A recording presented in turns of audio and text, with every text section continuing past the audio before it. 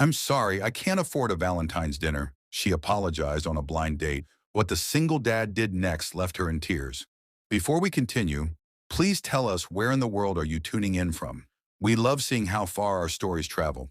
Tessa Monroe sat in her beat-up 2009 Honda Civic in the parking lot of Bella Vista on February 14th, staring at the restaurant through her cracked windshield and doing mental math that was making her physically nauseous. And she'd already Googled the menu prices 3 times, trying to convince herself this was doable. But the numbers kept coming back the same. Entrees starting at $28, which meant with tax and tip she was looking at minimum $40 she absolutely did not have. Her bank account currently had $63.17 until payday on Friday, and that had to cover gas to get to her teaching job in Denver and groceries for the week. And she was sitting here on a Valentine's Day blind date her friend Jenna had set up, wondering why she'd agreed to this when she could barely afford to exist, let alone pretend to be a functional adult who could casually drop $50 on dinner. The truly humiliating part was Tessa had a master's degree in education and worked as a third-grade teacher at a public elementary school, which sounded impressive until you mentioned the salary was $45,000 a year in a city where rent for her tiny studio apartment was $1,400 a month. And between her crushing student loans from that fancy degree and helping pay her mom's medical bills for the chronic illness that had destroyed their family's finances, Tessa was living a version of poverty that came with the extra shame of being highly educated and completely broke. She'd almost canceled this date 4 times, had the text typed out and ready to send saying she was sick or her car broke down, or literally any excuse that didn't involve admitting she was a 29-year-old professional who couldn't afford a Valentine's dinner. But Jenna had been so excited about setting her up with Kyle, swearing he was different and kind and stable, and Tessa had thought maybe just this once she could fake being normal. She forced herself out of the car and walked into Bella Vista, which was decorated within an inch of its life with red roses and twinkle lights and couples gazing at each other over candlelit tables. And the hostess directed her to a booth near the back where a guy was already sitting looking at his phone. He looked up when she approached and smiled. Genuinely smiled, not that polite stranger smile. And Tessa's first thought was that Jenna hadn't lied about him being good-looking. Dark hair with a little gray at the temples, kind eyes, broad shoulders that suggested he worked with his hands, and her second thought was that he was about to witness her most mortifying moment ever. "Tessa, I'm Kyle. Really nice to meet you," he said, standing up to shake her hand, which felt refreshingly normal in a way that made her relax for about 30 seconds until the waiter appeared with menus. Tessa opened hers and felt her stomach drop straight through the floor because somehow the prices had gone up since she checked online. Entrees were now $32 to $45, and there was no way she could order anything on this menu without completely destroying her ability to buy groceries for the next week. Kyle was looking at his menu completely unbothered, commenting on how good the steak looked, and Tessa was trying to figure out if she could just order water and claim she'd eaten already when she realized that was even more humiliating than what she was about to do. "Kyle," Tessa interrupted before he could suggest appetizers, and her voice came out shaky in a way that made her hate herself. "I need to be really honest with you about something, and it's going to be super embarrassing. But I can't sit here and pretend, I'm sorry, but I can't afford a Valentine's dinner like this. I thought this place was cheaper when I looked it up, and I'm a teacher, and money's really tight right now. And I know that's a terrible thing to admit on a first date, but can we maybe go somewhere else? Or I can just get water and you can eat. I'm so sorry." The words tumbled out in one humiliated rush, and Tessa felt her face burning so hot she probably looked sunburned. And she couldn't bring herself to look at Kyle's face because she didn't want to see pity or judgment or that particular expression people got when they realized you were broke. She was preparing for him to either awkwardly offer to pay, which would make her feel like charity, or make some excuse and leave, which would at least end this nightmare quickly. But instead, Kyle did something completely unexpected. He smiled like she'd just told him good news and said, "Oh, thank God, I was hoping you'd say that. I absolutely hate overpriced Valentine's dinners. They're such a scam, and the food's never even that good." Tessa looked up in shock, and Kyle was already closing his menu and signaling the waiter. "There's a food truck area about 2 blocks from here. Best street tacos in Denver for like $5. You interested? Way better than anything on this menu, and we won't have to whisper over violin music. Tessa just stared at him, trying to process what was happening. You're not mad? You don't think I'm a complete disaster? And Kyle laughed. Mad? I'm relieved. I only picked this place because Jenna said you liked Italian food, and I Googled nice Italian restaurants. But I grew up eating food truck tacos, and honestly, that's more my speed anyway. Come on, let's get out of here. They stood up and walked out past all the perfectly dressed couples with their perfect Valentine's dinners, and Tessa felt like she could actually breathe for the first time since she'd parked her car. And Kyle held the door for her as they stepped out into the cold February night. The food truck area was 2 blocks away in this open lot with picnic tables and string lights, and about 6 different trucks serving everything from tacos to Thai food. And even though it was February in Denver, and definitely too cold to be eating outside, there were still people bundled up at the tables, laughing and eating, and having way more fun than anyone at Bella Vista. Kyle ordered them tacos from his favorite truck, refused to let Tessa pay, even though she offered, said, I invited you out, this one's on me, and we're talking $10, not 50, so please, just let me. And they grabbed a picnic table as far from the propane heaters as possible since those spots were taken. So, Kyle said once they were settled with their food, want to tell me why a teacher with a master's degree is worried about the price of dinner? Or is that too personal for a first date?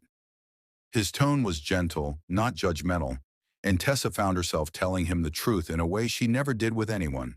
About the student loans that would outlive her, about her mom's medical bills from the autoimmune disease that required expensive treatment, about living in Denver on a teacher's salary that hadn't kept up with the cost of literally anything. I have a master's degree and I'm broke. Like actually broke, not exaggerating for sympathy broke. And it's so humiliating because I did everything right. I went to college, I got the degree, I work a respectable job, and I can't afford basic things. I feel like such a failure. Kyle was quiet for a minute, and then he said something that made Tessa's eyes burn. The shame is worse than being broke. I remember that feeling. I grew up in poverty, like real poverty. Single mom working 3 jobs, and some weeks we didn't have food. And the worst part wasn't being hungry, it was being ashamed that we were hungry. Tessa looked at him and saw understanding in his face, not pity. Trade school saved my life. I became an electrician, no college debt, good union wages, and I've been stable for years now. But I still remember what it felt like to be the kid with holes in his shoes. And I see that same shame in your eyes when you talk about money. And Tessa, you shouldn't feel that way. You're a teacher. You're literally shaping kids' futures. The fact that we don't pay teachers enough to live is a system failure, not your failure. They talked for 3 hours sitting at that freezing cold picnic table. And somewhere around hour 2, Tessa realized she'd completely forgotten it was Valentine's Day. Forgotten to be embarrassed, forgotten to perform being someone she wasn't. And Kyle told her about his daughter Bria, who was 9 and obsessed with reading. And Tessa told him about her third graders and the kid who brought her dandelions every day.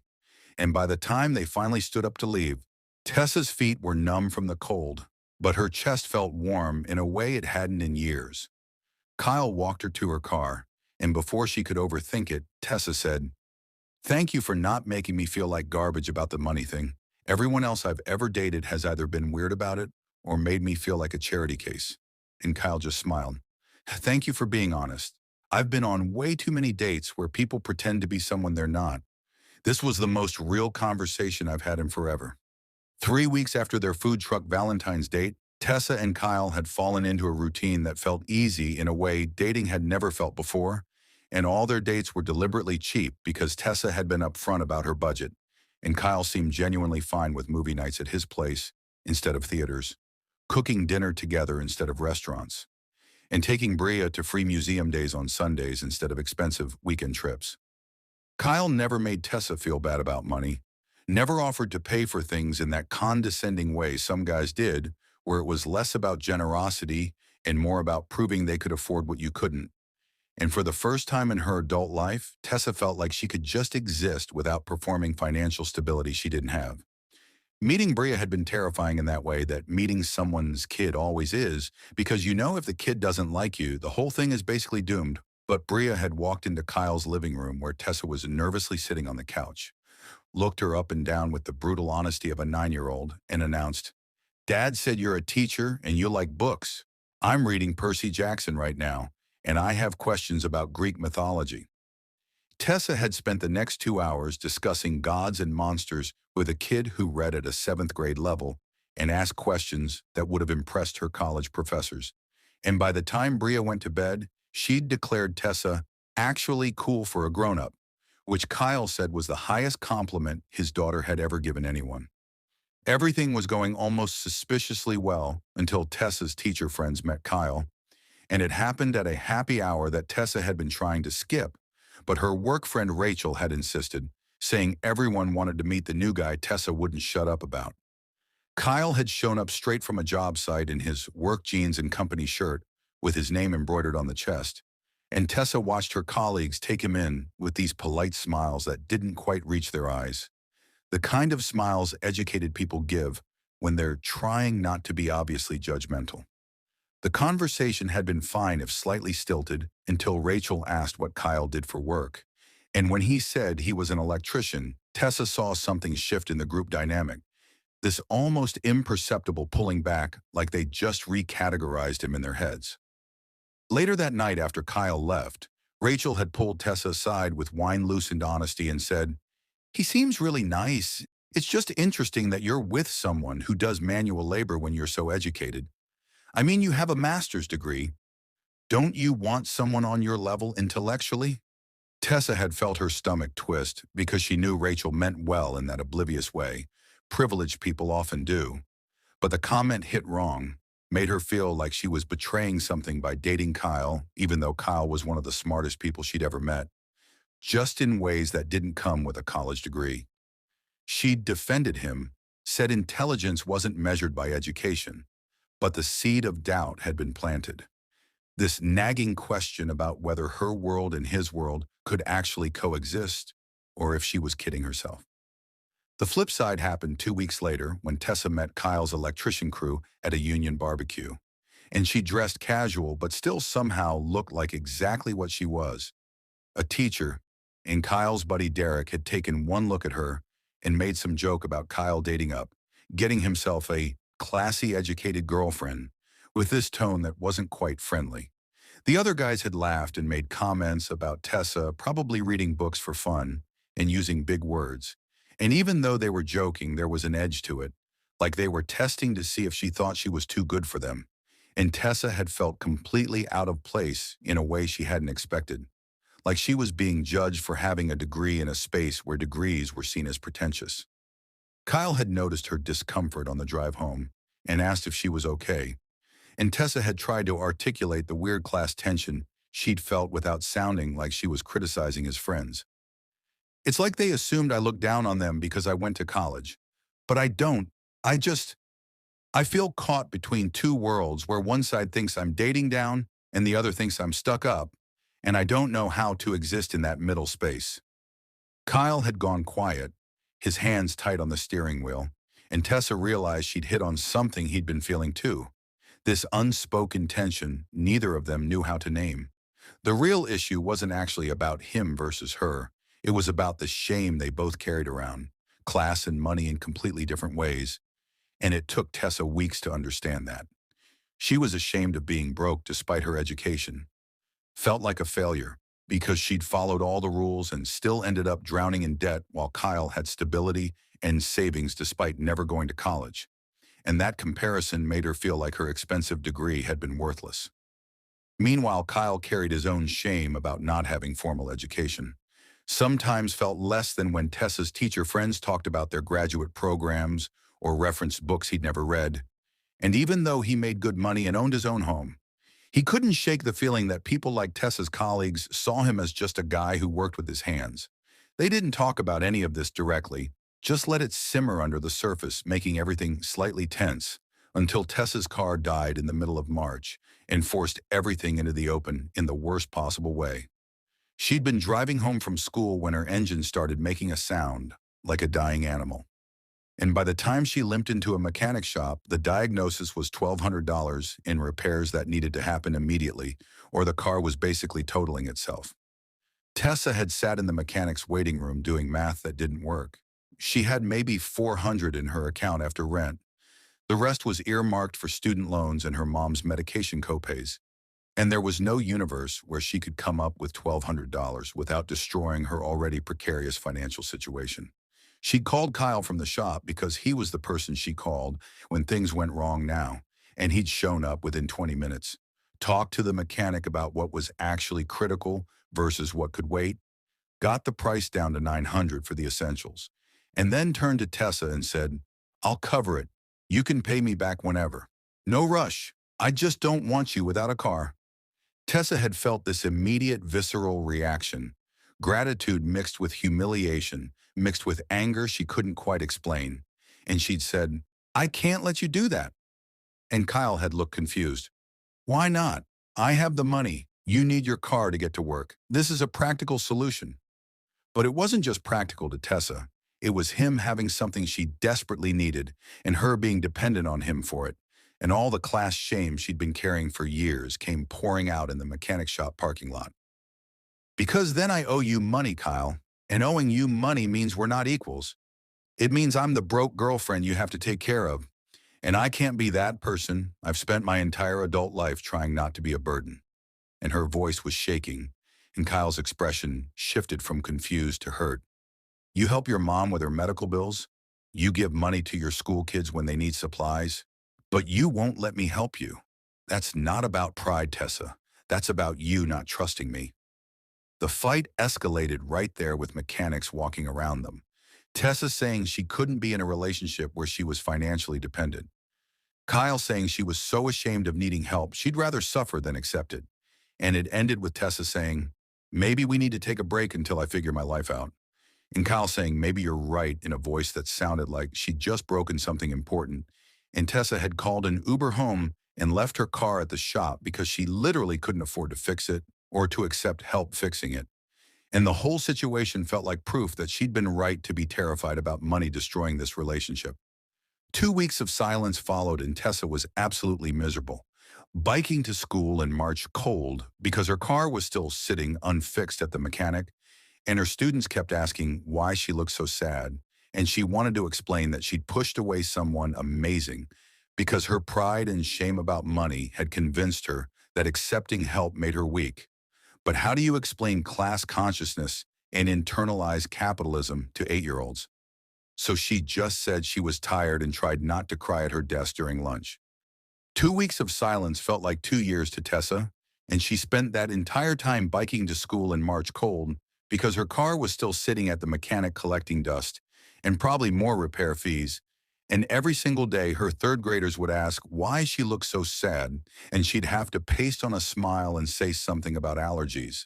While internally, she was falling apart over pushing away the best relationship she'd had in years, because her pride and shame about money had convinced her that accepting help made her less than. Her mentor teacher, Mrs. Chen, had finally cornered her in the staff room on a Friday afternoon when Tessa was grading papers with tears running down her face. And Mrs. Chen had sat down across from her with that look teachers get when they're about to deliver some hard truth you desperately need to hear. "You want to tell me why you've been crying into student essays for 2 weeks? Or should I just guess it's about that electrician boyfriend you won't stop not talking about?" Mrs. Chen had asked, and Tessa had broken down completely, told her everything about the car and the fight and how she couldn't accept Kyle's help because it would make them unequal. And Mrs. Chen had listened without interrupting until Tessa ran out of words. "Can I tell you something you're not going to want to hear?" Mrs. Chen had said gently. "You're not protecting your independence by refusing help. You're punishing yourself for being poor. And Tessa, that's internalized classism. You've bought into this idea that needing help makes you a failure, when really it just makes you human. And pushing away someone who actually understands that struggle because you're ashamed, that's not strength. That's fear." Those words had hit Tessa like cold water, and she'd sat there in the staff room realizing Mrs. Chen was right. She'd been so consumed by shame about not being financially stable, despite doing everything right, that she'd made poverty her entire identity. And when Kyle had offered help, she'd heard pity instead of partnership, had assumed he saw her as broken instead of considering he might just see her as someone he loved who needed support. She'd gone home that night and stared at her phone for 2 hours trying to figure out how to text Kyle an apology that could fix what she'd broken. But every message she typed sounded hollow and insufficient, and she'd finally fallen asleep with her phone in her hand and no idea how to bridge the gap she'd created. Meanwhile, Kyle was going through his own reckoning, and it had started with his mom showing up unannounced at his house on a Tuesday evening after Bria had mentioned at dinner with Grandma that Tessa wasn't coming around anymore. His mom had walked into his kitchen, taken one look at his face, and said, "You want to tell me why you look like someone kicked your dog? Or should I just assume it's about the teacher?" Kyle had tried to brush it off, said it was complicated, but his mom wasn't having it. She'd raised him as a single parent in poverty and had a built-in detector for when he was being stupid about something important. "Let me guess," she'd said while making herself tea in his kitchen like she owned the place. "She needed something. You offered money. She got mad. You got defensive. Now you're both miserable and neither of you will apologize because you're both too stubborn." Kyle had been stunned by how accurate that was, and his mom had continued, "Here's what you're not seeing. When you offered to pay for her car, you weren't offering help. You were trying to fix her. And there's a difference. Help is asking what someone needs and respecting their answer. Fixing is deciding you know better than they do what they need. And baby, you grew up poor. You remember how it felt when people with money tried to fix us like we were broken?" Kyle had felt that land in his chest because, yeah, he remembered the church ladies who'd brought Christmas presents with pity in their eyes, remembered the school counselor who talked about his potential like it was shocking that a poor kid could be smart, and he realized with horrible clarity that he'd done the same thing to Tessa, had assumed his financial stability made him the hero of her story instead of recognizing she'd been surviving impossible circumstances with grace and strength he couldn't even imagine. His mom had left him with one more piece of wisdom. That girl doesn't need you to save her. She needs you to see her, to recognize that being broke while working a job that matters and supporting her mother and paying off debt from trying to better herself, that's not failure, Kyle. That's quiet heroism. And if you can't see that, then you don't deserve her. Kyle had spent the next couple days thinking about what his mom said, about how Tessa had seemed ashamed when she'd talked about money that first night at the food truck, about how she'd called herself a failure for being poor.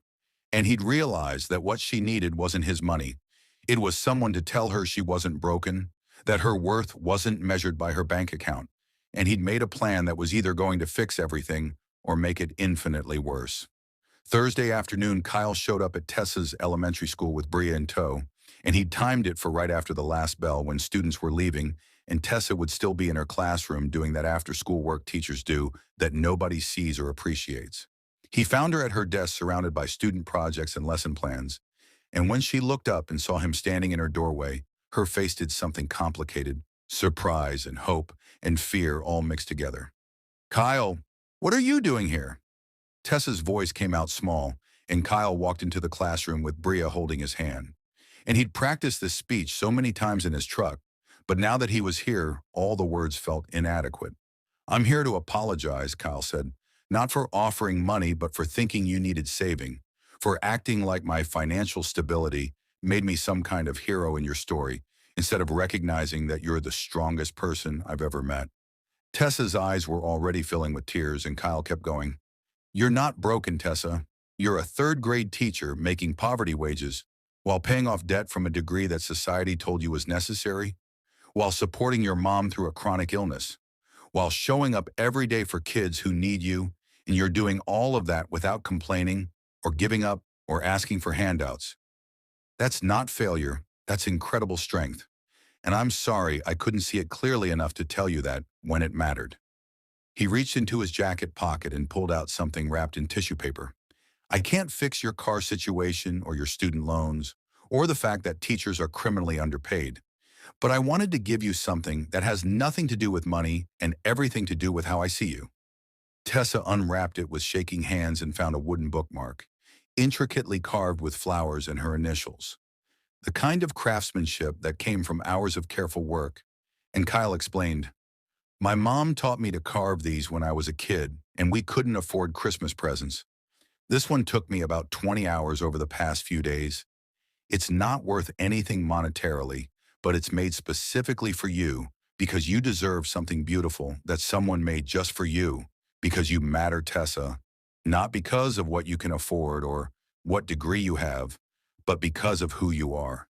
Tessa completely broke down, sobbing in her classroom, while Bria looked worried and Kyle just held her. And through her tears, she managed to say, "No one has ever told me that being broke doesn't make me a failure. Everyone either pities me or judges me or tries to fix me.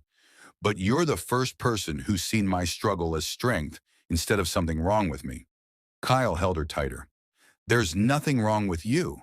The system is what's broken. You're just trying to survive it with dignity." And they stood there in her classroom holding each other while Bria wandered around looking at student artwork on the walls. When Tessa finally pulled herself together, she said, "I'm sorry too for being so proud I couldn't accept help, for making you feel like offering support meant you thought I was weak.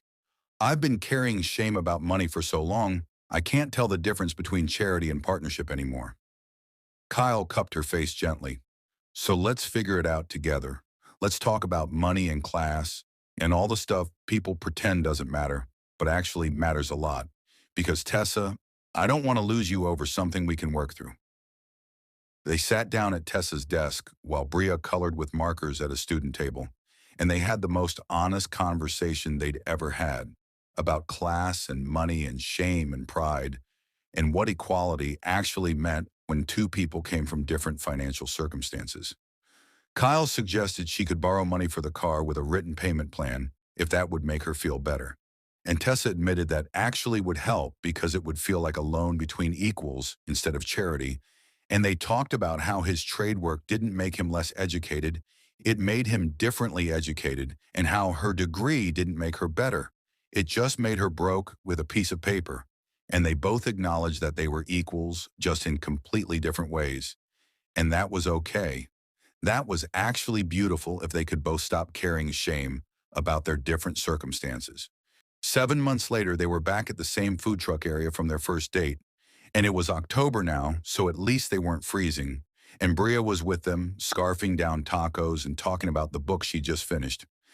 Tessa had paid back every penny of the car repair in small monthly installments. And even though Kyle had told her multiple times she didn't have to, she'd insisted because it made her feel like she was contributing equally to the relationship. And Kyle had learned that sometimes accepting someone's pride was its own form of respect. Tessa still struggled financially, still lived paycheck to paycheck, still had crushing student loans. But she'd stopped carrying shame about it, had started being honest with people about teacher poverty instead of pretending she was fine, and somehow owning her reality instead of hiding it had made the whole thing more bearable. Kyle had started taking some business classes at community college because he wanted to eventually start his own electrical contracting company, and Tessa had helped him with his essays and study guides, and he'd stopped feeling less than because he was learning from his girlfriend, who had a master's degree, had started seeing her education as a resource they could share instead of a marker of her being better than him. They'd found this middle ground where his stability helped cushion her financial stress without making her dependent, and her intellectual world had opened up perspectives he'd never had access to, and they both stopped measuring worth by dollars or degrees and started measuring it by the life they were building together. Sitting at that picnic table with Bria stealing fries off both their plates, Kyle reached across and took Tessa's hand. "Remember when you apologized for not being able to afford Valentine's dinner?" And Tessa laughed. "You mean the most humiliating moment of my life?" "Yeah, I remember." Kyle squeezed her fingers. "That was the moment I knew you were different, that you were real. Most people spend first dates pretending to be someone they're not, but you just put all your cards on the table. And Tessa, that vulnerability, that's what I fell in love with. Not despite your struggles, but because you were brave enough to be honest about them. Sometimes love isn't about who has more money or more education or more stability. Sometimes it's about who sees your worth when you can't see it yourself, who recognizes your struggle as strength instead of weakness, who meets you exactly where you are instead of where they think you should be." Tessa had walked into that Valentine's dinner terrified that being poor made her unworthy of love, and Kyle had shown her that worth isn't measured in bank accounts or degrees. It's measured in how you show up for the people who matter. in the quiet heroism of surviving systems that were never designed for you to succeed, in the courage it takes to be vulnerable enough to say, I'm struggling and I need help. If this story reminded you that financial shame is real and class matters, and sometimes the bravest thing you can do is admit you can't afford dinner, hit that subscribe button and share this with someone who needs to hear it. Drop a comment telling us where you're watching from and whether you've ever felt ashamed about money. We love hearing your stories. Thanks for being here with us. And remember that being broke doesn't make you broken. It makes you human. And the right person will see your strength exactly where you thought you only had weakness.